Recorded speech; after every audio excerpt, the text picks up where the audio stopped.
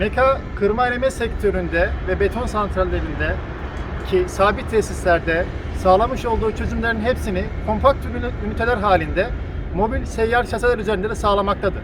Arkamdaki mobil şase üzerinde görmüş olduğunuz üzere ince malzeme yıkama için kullanılan bir kum yıkama helezonu ve üzerinde konumlandırılmış olan eleme işlemi için kullanılan titreşimli yatay elek ve yatay eleğin ön tarafında bulunan malzeme taşıması için kullanılan cross konveyörler ve yine yatay eleğin tam önünde üst tarafta bulunan hareketli döküş oluğundan oluşmaktadır. Söz konusu ünite, müşterilerin farklı üretim alanlarında yapacakları operasyonlar için mobil olarak tasarlanmış olup her bir üretim sahası için yeniden sabit tesis kurulumunun önüne geçerek maliyetleri düşürmektedir. Görüldüğü üzere eleğimizin tüm ekipmanları 3 dingil üzerinde bulunan mobil bir şase üzerinde bulunmaktadır.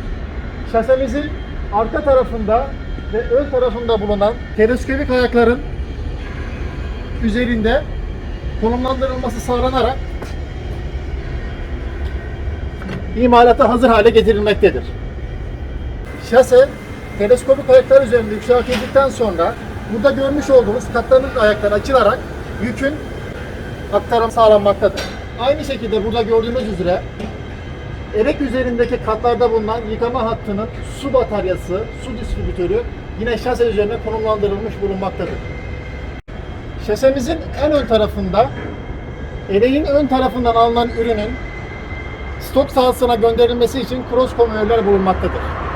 Cross konveyörler çapraz şekilde çalışarak şasenin her iki tarafına, sağ ve sol tarafına ürün olan malzemeyi boşaltmaktadır. Cross konveyörler tarafından boşaltılan malzemeler harici konveyörler tarafından alınarak stok sahasına taşınmaktadır. Ünitenin güç ihtiyacı elektrik ile karşılanmaktadır. Her bir ünitenin kontrolü yine mobil ünite üzerinde sağlanan kontrol ünitesi sayesinde yapılmaktadır. Kontrol ünitemizin en önemli özelliği sıvı maruziyetinden korunması için mobil şasenin 5 metre uzağına kadar taşınabilmesidir. Bu sayede sıvı sebebiyle oluşabilecek hasarların önüne geçilmektedir.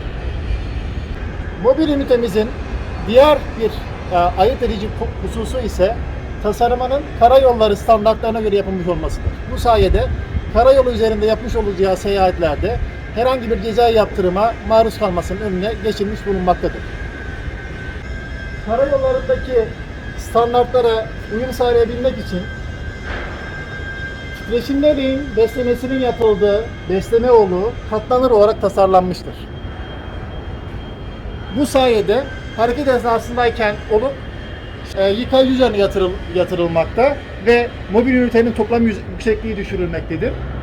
Üretim sahasında ise tekrar kurulumu yapılarak yatay yerin üzerine getirilmekte ve besleme bu oluk üzerinden sağlanmaktadır. Ünitemizin her iki tarafında yürüme yolları bulunmaktadır. Bu yürüme yolları sayesinde gerek yatay eleğin olsun, gerek yıkama ünitesinin olsun ilgili bakımları ilgili personel tarafından kolayca yapılmaktadır. Ve bu sayede ünitenin tüm kısımlarına ulaşılabilirlik engelleri ortadan kaldırılmış bulunmaktadır. İstenmeyen durumlar için mobil şasemiz üzerinde bir adet stepne lastik bulunmaktadır.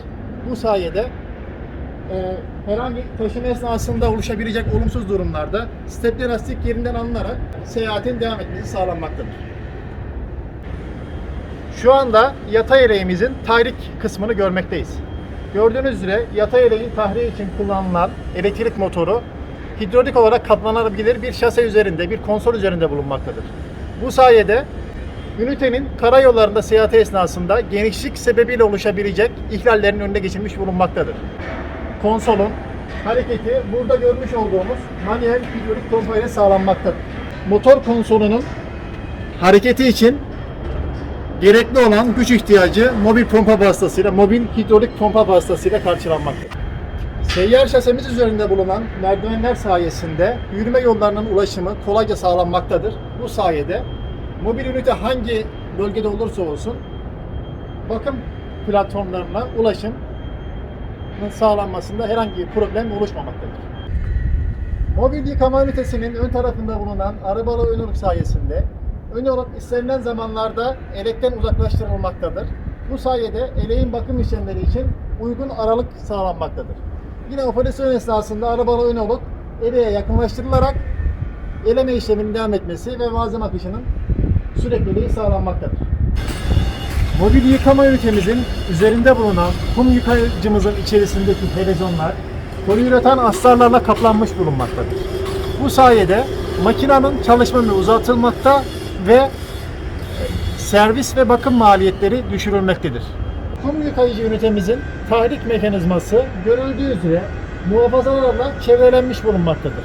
Mobil yıkama üniteleri sayesinde ilk yerleşim maliyetleri minimize edilirken meka kalitesi sayesinde uzun servis ömrü de sağlanmaktadır. Fark yaratan yeni ürünlerimizden haberdar olmak için Meka Global sosyal medya hesaplarını takipte kalın. Yeni ürünlerle görüşmek üzere.